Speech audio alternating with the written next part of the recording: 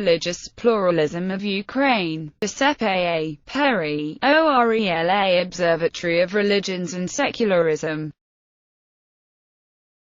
Jews, Catholics, Protestants and Muslims benefit also for religious development after the end of the Soviet era. Especially Protestants, who already in the 19th century had made converts among the Ukrainian peasants, have increased the number of places of worship, communities, schools, ministers, of which more than half come from abroad, which enabled them to obtain the affiliation of 4% of Western Ukrainians, 2% on a national basis. While Catholics are only 0.5% of the population, they were 10% before the Russian Revolution. Today, the law on freedom of conscience and religious organizations that the newly independent state has given in the post-Soviet era is inspired by the state's secularism and separation of church and state.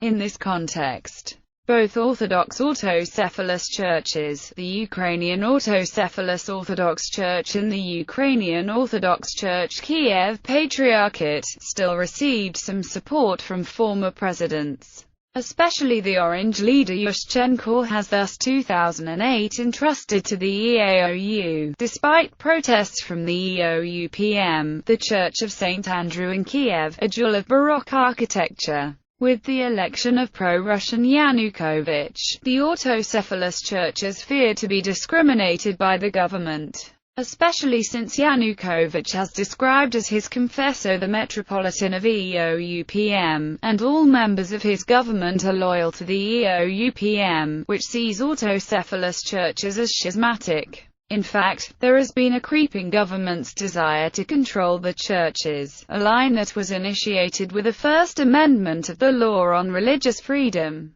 Approved changes weigh down the procedures for registration and create obstacles to the granting of visas for foreign representatives of religious denominations. This is why the Association of Religious Organizations, AUCCRO, protested vehemently against this vote of Parliament, asking unsuccessfully the President to block with his veto. The AUCCRO plays an important role in the Ukrainian religious life because it is a place of interfaith cooperation between all registered confessions.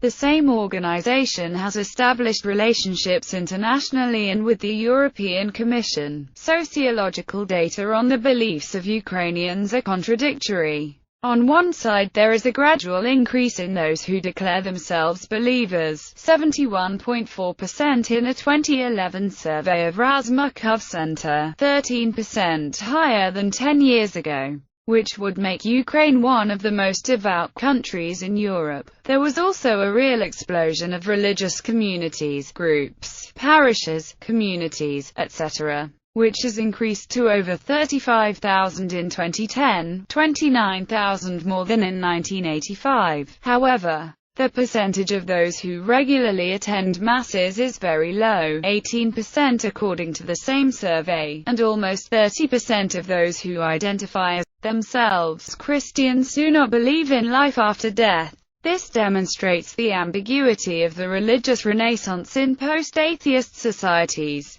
This process takes place in parallel with the spread of secularism and modernity related to cultural globalization, of which the Femin movement, well known abroad, is the loudest expression. Religious tolerance level is quite high. Over 75% of Ukrainians believe that all religions have the right to exist, and only 10% have the opposite opinion. Despite the recurrent public discourse about the problem of sex or proselytism, it is interesting to note, finally, that the number of those who say they do not believe in the protective power and miracle working of icons and amulets has halved over the last 10 years.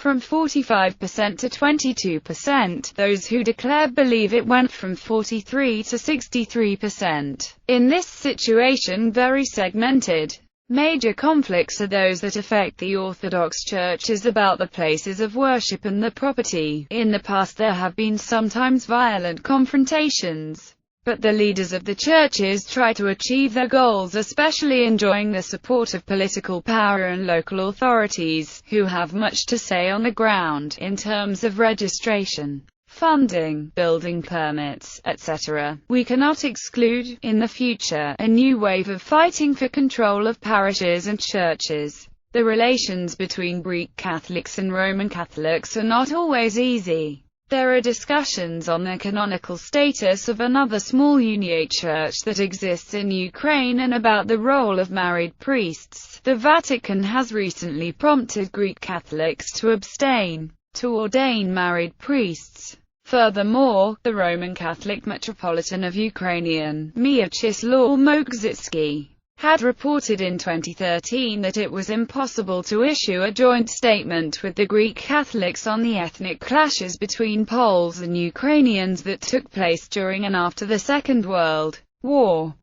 As a part of the intermingling of politics and religion, typical of the ideology of harmony between the two powers professed by Orthodox national churches, trial balloons were launched late 2011 by representatives of the EOUPM to amend the Public Education Act, for the moment very oriented towards state secularism, allowing to include in school curricula the teaching of religion. For his part, President Yanukovych has declared in July 2010 that it is impossible to have a strong state without the support of religious faith. Yanukovych had very friendly relations with the Moscow Patriarch Kirill, whom he met in 2010 and 2011, and who had treated him as a faithfully devoted. Yanukovych also proposed legislative changes that we mentioned and that suggested a limitation of what is called proselytizing program, focused mainly on the activities of autocephalous churches, as well as Protestants and Catholics. My article of 2013 ended thus.